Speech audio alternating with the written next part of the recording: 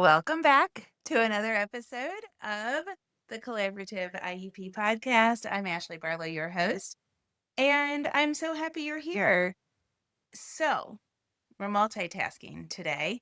I am constantly giving you products that I'm like, hey, consume this while you're in car line or while you're taking a walk or making dinner or whatever. And I have hit the point of unproductivity where I have to multitask too. So today is a day when I have at least 7 loads of laundry to fold, when I have a couple of uh, meetings outside of the office that will disallow me to do things at home, and where I'm super duper tired. And so you're gonna fold laundry with me, and it's gonna be great. I can do two things at once, and it's gonna be really fun. So first of all, I'm gonna wipe off, and that's just the way it's gonna be. So here's what is happening here at the Collaborative IEP. I want to start with some really exciting news, and that is that our sixth annual, I had to think about it, sixth annual Special Education and Advocacy Conference is live and ready for you to go. Now, the conference isn't live, but registration is live. So we have opened registration for the sixth annual virtual free Special Education and Advocacy Conference. And I really am jazzed about this one. I think I told you in the past that for a couple of years, my focus in getting presenters has been twofold: people that are great, and then also people that have online businesses, because it helps us grow. And ultimately, my role is to help people, and I want to help more people. And so that has been helpful this year in light of the threats against special education, the stress that we're all feeling, and the kind of like the vibe that I have gotten from many of you in DMs and my own client interactions, etc. I have kind of gone back to the basics in terms of I did not prioritize whether or not people had online businesses, and I've kind of gone back to my friends, and I've gone back to some really trusted people. So you will see, for example, Courtney Hansen, who teaches a seat course at COPA. You will see Jawanda Mast and Heather Sachs, who work with the policy team at the National Down Syndrome Congress. You will see Kelly Rippin, who is a local TV host here in Cincinnati, and she's talking about how to consume the news without crashing out, so to speak. That's not the title, but that's what I asked her to talk about. I didn't think about how I was going to fold underwear in front of you, so I'll do that a little lower than the screen. What? My underwear? It's great. Do you know about Soma Vanishing Edge underwear? I'm not like a splurger on much. Like, I don't splurge. My purse, I don't even know what the brand is, but it's right here. So I'll show you. It's like that, like, wipe off nylon type purse. I've probably carried the same purse for like, I don't know, 4 or 5 years. It's not cheap. I mean, it's a nice purse. I should probably replace it now that I look at it. But, I am like a buy tolerable quality, but underwear man, I splurge. Those Soma Vanishing Edge, mine are like high leg brief or something. They're great. So anyway, back to the conference. You are, I hope when the system generates my caption, it doesn't spend time talking about my underwear. So so I have gone back to my friends. That doesn't discount conferences of the past, but what it does do is it prioritizes the content more than ever. And so I'm really excited about it. All of those people are talking about policy, right? And then we've got people that are going to talk about kind of a wide range. So we've got people talking literally about preschool services all the way up to people talking about transition services. We've got people that are talking about behavior, reading, executive functioning, coping, and then back to our advocacy basics, because I heard you when you said, let's get back to the basics and talk about advocacy. And so I've got people talking about that as well. I forgot to put medicine on my cold sore, and this is the way this kind of the talk is going. So you're coming with me to the bathroom while I do. So it's going to be a really great conference, and I'm really, really excited about it. So I hope you will join. That's the longest commercial ever. I don't do this kind of by the book sometimes, and I hope it works. So, in along those lines, something else I wanted to say here is I wanted to be really humble with you for a second and tell you that when I first started this business, I had, I started it at the beginning of the pandemic. And so I naively thought that we would be back in person shortly and that I would, I've always had a second business to run my like advocacy fees through if I'm not working in a state where I'm licensed as an attorney, and I ran my speaking fees through there. Well, I did a lot of speak prior to the conference or prior to the COVID pandemic, and that kind of died out. And then even virtual speaking died out because people got like virtual conference fatigue. And so my like business plan for this business, the collaborative IEP, has changed several times. And here's where the humility comes in. Um, this business did not do as well last year in 2025 as it has in years prior. And when I look at the statistics on what people are doing in special education and online businesses relative to online courses, et cetera, I'm not surprised. But I want for you to remember that this business is a second gig for me. I practice law full time. And so this is kind of a make it or break it year for us here. We've got a couple of Hail Marys that we're going to do. I'm excited to tell you about one here after the conference. And so I have high hopes that it's going to work. But also, if it doesn't, just a heads up that I will probably be going back to really kind of targeting speaking engagements, continuing to work one on one as an advocate with people in states other than Kentucky, where I'm licensed as an attorney. And like, I'll probably abandon the tutoring center, have much less of a presence here online. The membership is TBD, but that's kind of where we are. It's make it or break it for the conference. And frankly, for the membership also, I've told you I want to double the enrollment and the membership. And if we don't reach that goal, unfortunately, we might need to take another route with this business. So, like I said, I don't know if that's good marketing or not. I don't know if I'm supposed to tell you that or not, but I believe in open, honest transparency. And so that's where we are. Now, from a conference attendance standpoint, here's what you need to know. The conference is free. It runs February 18 and 19, and it is entirely online. We welcome you to attend. There are sessions scheduled for the 18th and sessions scheduled for the 19th, and you attend anytime during that day. And then when it's over, it's over. So you can attend anything and anytime within the day when those sessions are live. And then there's new live sessions for the following day. However, if you are unable to attend, if you can't watch them all, if you want to go back and watch something, or if you want some of the bonus content, there is an all access pass. And so you can get the all access pass, which gives you access for a year and you can watch while you do laundry, like what I'm doing right now. So that's the conference. That's number one. That was the longest ad in the world, but you come to expect that from me today. I want to talk about another kind of real life humbling thing, and that is when to know that you need to hire an attorney or advocate. And why is that humbling for me?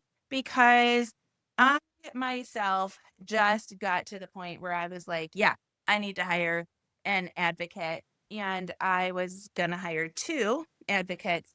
And by the skin of my teeth, by the hair of my chinny chin chin, I made it out and I didn't need advocate. However, I would like to hereby publicly thank my two friends, Sarah Plattenberg at Educational Advocacy and Consultants, EAC. She's in the Virginia office. They have another office in their firm in Chicago. That's their main office, as well as a dyslexia center. Amazing organization. I highly, highly endorse them and recommend them. And Sarah is my trusted confidant and unofficial, unpaid advocate advisor, as well as Dr. Annie McLaughlin. And Dr. Annie's speaking at the conference. Of course, you know Dr. Annie. She's a friend of the Collaborative IEP. And Dr. Annie has provided me so much help and guidance. And so many times I had to say to her, duh, I knew that. I'm just really bad at doing this for myself. So I'm happy to say that we were able to finalize Jack's annual IEP. We haven't had trouble since he was in kindergarten. We had some trouble this year and it worked. And, you know, because of this platform, I choose to keep the details really, really close to my chest, which is not like me for my personal life. Like I'm kind of an open book. I always say it's probably because I have to keep so many secrets in my professional life. I don't know, but it's kind of always the way I've been. So it's hard for me to not share with you all, but I will say that that you benefit from my struggles because I, kind of see things from your perspective. So today I want to talk about when you know that you need to hire an advocate and what that looks like.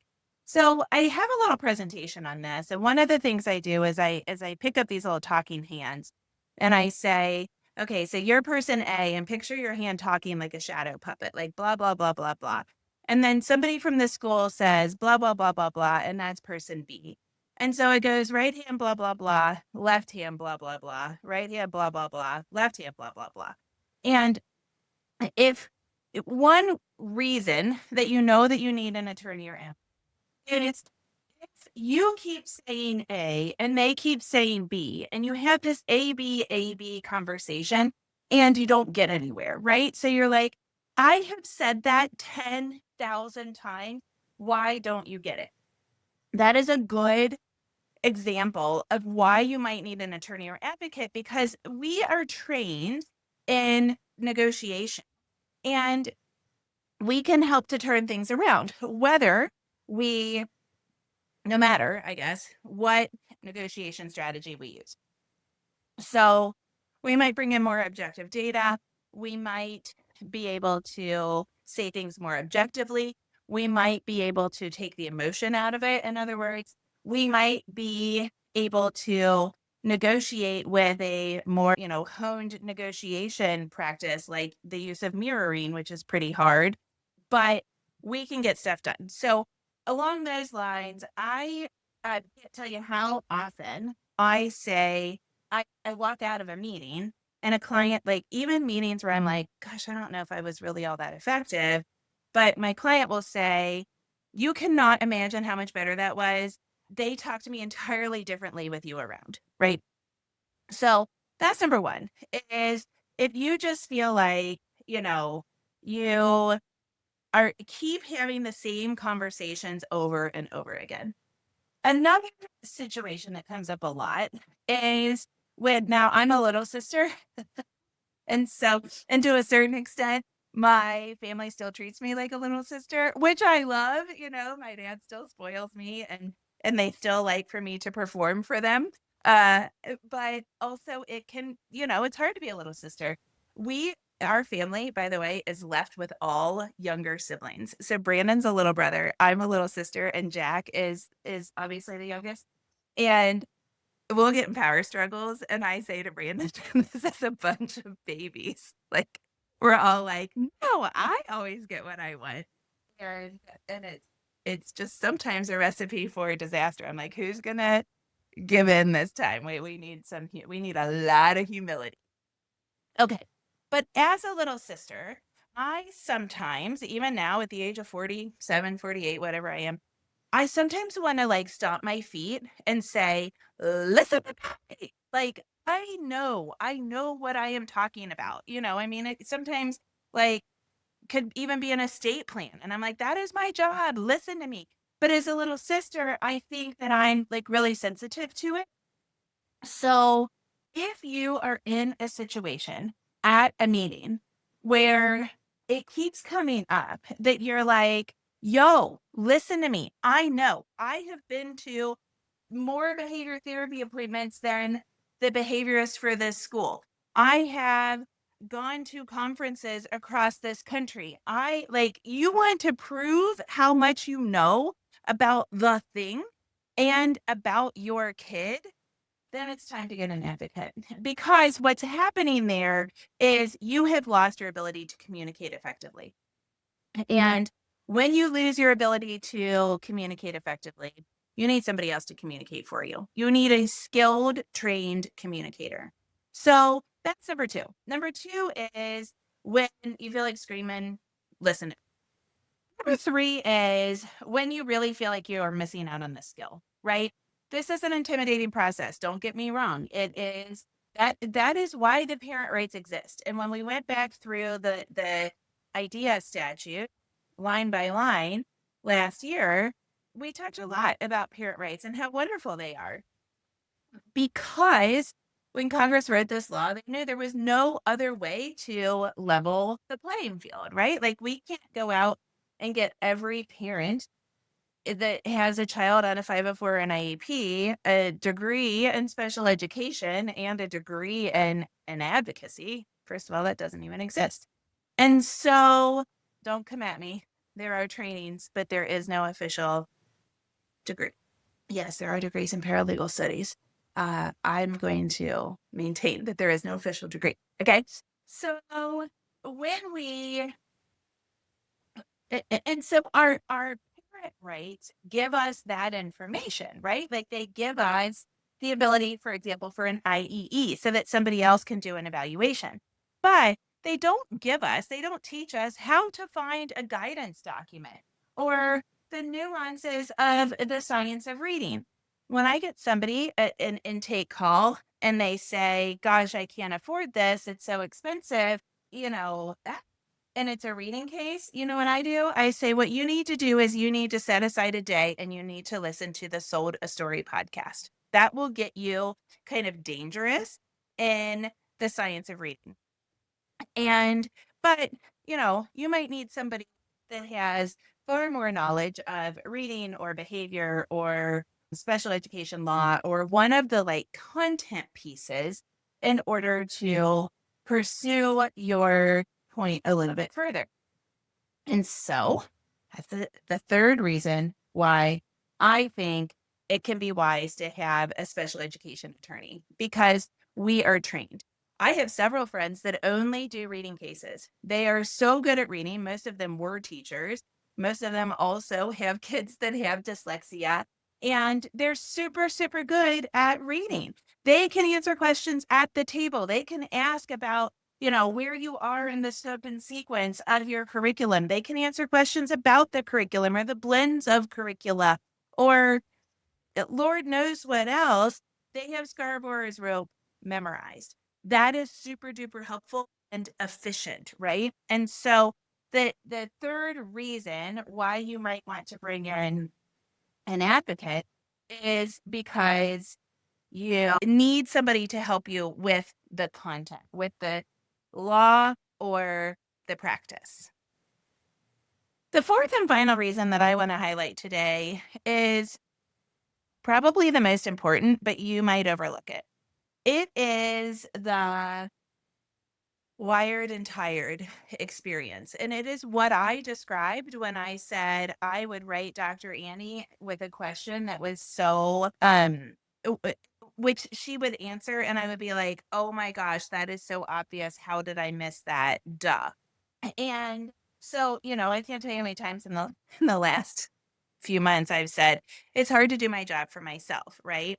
Well, when you're thinking about your IEP process or your kids' education in the middle of the night, when you realize that every coffee date that you have had in the last few months has focused on your child's education, when your family is calling you on a daily basis and saying, how was school today? You know that things are not going super well at school. And and you also know that it is impacting you such that it is entering this topic, is entering all of your conversations. If that is the case for you, then it is super wise for you to bring somebody else in so that you can relinquish the control, so that you can start to think about different things. Literally, look at me, I am living proof of this. I have a very reactive body. You probably remember on the podcast not too long ago, I was talking about how I was watching the Today Show. You know, those people are my friends.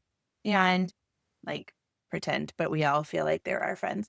And I and Al Roker was running around on the plaza. He calls it running the horn or something. And I saw a cord and I got worried he was going to trip on the cord, and it created like a, I don't know, 15-minute, like really bad hot flash. I have a very reactive body. It reacts in a psychosomatic way often. So I am here to tell you that if you are having psychosomatic responses, impact experiences relative to the stress that is associated with the advocacy piece of this, I don't think you can necessarily entirely eliminate like the day-to-day house school going piece of this, but with the advocacy piece of it, like the ins and outs of the IEP and the disciplinary processes and maybe even the instruction, you can give that up to somebody else and that will give you an exhale, right? In fact, you know how sometimes having something to do, if you're wired like me, having something to do can really help. Like, your advocate says, make a list of this or upload these documents, or can you organize this for me? That can be like a really nice task, something that distracts you. It can actually help to cause your exhale. So, number 4 is, in my opinion, the most important because I have now been through 2 really hard time periods in advocating for my own family, and the negative impact on your health and then your lifestyle is pretty obvious. Case in point, I can't get myself organized such that I can record a podcast while sitting down, and I've gotten myself crunched against time. And so here I am folding laundry, filling my supplements, making coffee, and recording a podcast all at the same time. Kind of on the back end of it, right? Like I'm on the back end. The one thing I will say to you is if you can exercise, that helps a lot. I've got this really reactive ankle and there's no one around, and so I can't walk and I should be swimming. So that's number 4. I really, really hope that helps you. I had a different topic planned for today.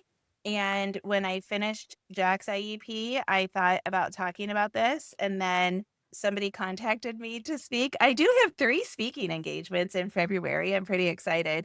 And somebody was like, can you throw in a few slides and a little bit of discussion about when you know it's time to hire an attorney? And I was like, that's so crazy. I was just thinking about talking about that on my podcast. And so you got it. All right, friends. I hope that's helpful. I really, really, really hope you will consider joining us for the conference. That free pass will get you all kinds of information. The all access pass gets you some bonus information.